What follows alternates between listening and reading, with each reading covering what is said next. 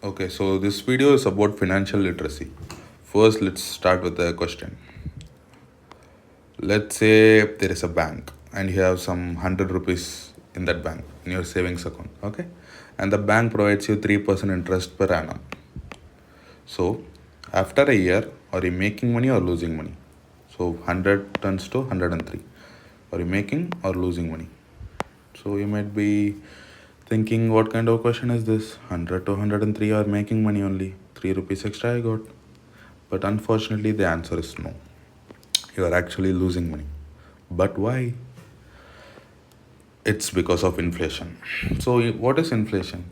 Let's see. You you buy a chocolate this year. Okay, chocolate, which is like 100 rupees today. But the same chocolate, the exact same chocolate, next year will be 105 or 107 rupees. So you are buying the same product, you are purchasing the same product, but in extra, you are paying extra for it. So what is happening here? Your purchasing power decreases, right? So let's look at the data a bit. It's a bit technical, but still. 2024 to 2025, the inflation was around 4.6 to 5.4%. And which means if the bank is giving you 3%, you are not making money. You are actually losing from 1.6 to 2.4%, right? And 2025 to 2026, it was 2.7%. So you might be thinking, okay, 2.7 is not bad. But what about the lifestyle inflation? Medical prices rose by 14%, education rose by 10 to 12%. What it means actually, let's say your brother, your sister, your child who are studying in school, if you paid 10,000 this year, next year most probably the school will charge you 11,000 rupees. That's due to education inflation. So you are getting the same service, same product, but paying extra for it. That's inflation. Okay, that's the most simplest form of inflation. Simplest as I can explain. Now let's go to the next part. Okay, so according to National Financial Literacy and Inclusion Survey, how much percent of the entire Indian population do you think is financially literate? You might be saying 60, 50, 70%. Actually, it's just 27%. You can see here overall the financial literacy rate is just 27%. What that means, which means out of 100 people, only 27 know the stuff, the financial stuff, the math behind the money, how to make money, how to keep the money, how to not lose money, what is inflation, those stuffs. Okay, now let's look at the other part, the economic disparity. I am studying at IITB, so I took this photo from my college. It's a good place called Samir Hill. Good views, right? Beautiful sunrise, I guess. Yeah, sunrise. Beautiful sunrise.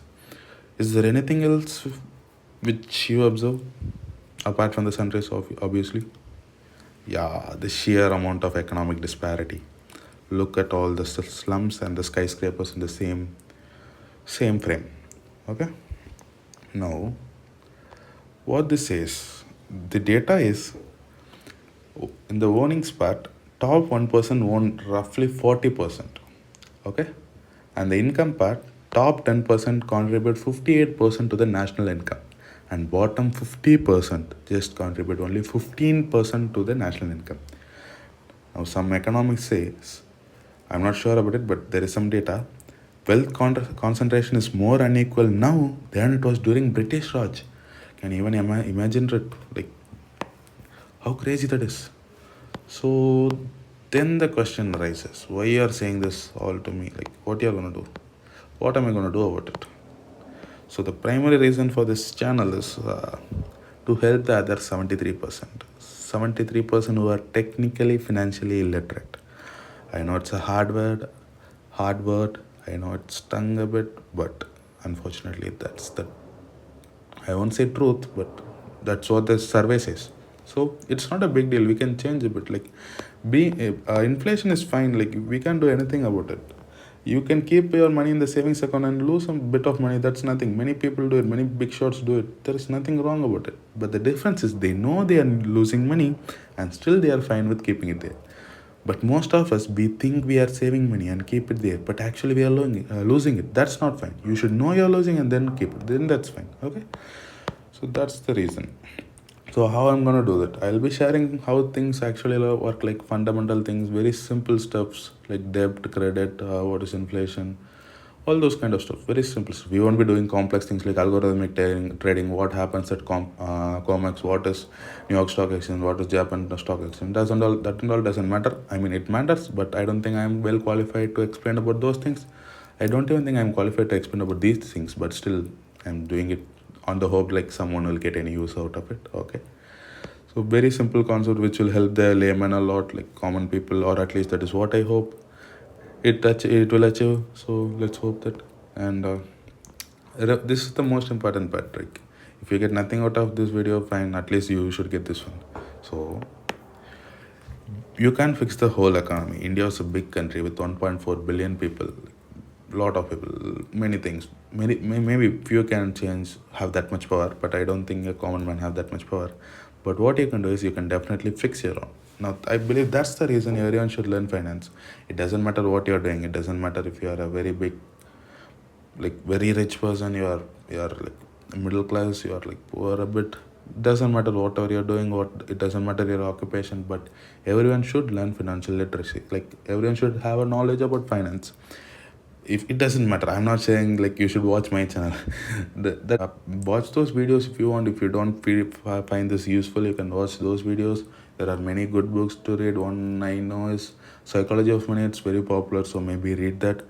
But somehow get at least a basic fundamental understanding of how finance works, how money works. Okay, so that I know you are putting a lot of work, hard, like working a lot to earn money.